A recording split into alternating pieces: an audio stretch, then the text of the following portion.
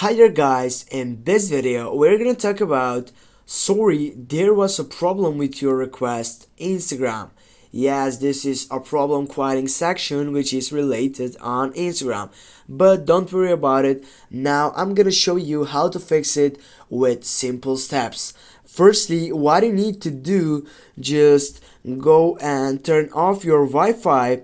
The reason why you do that is because sometimes mobile data is so fast than Wi-Fi section. Just turn off the Wi-Fi section and mobile data will get a better connection on your network.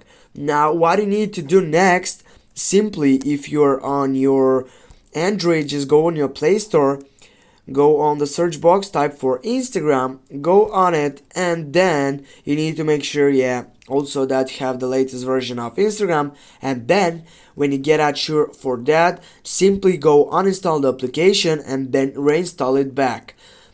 Or if you're on iPhone, I recommend you to go to your settings on your iPhone and go for offload your application. Offloading application means that automatically will reinstall the application. Now when you get up all these things, I think that everything will be fine into your section. Thanks for watching guys, don't forget to hit that like and share the video, and if you have any questions please comment down below in the section. See you soon guys.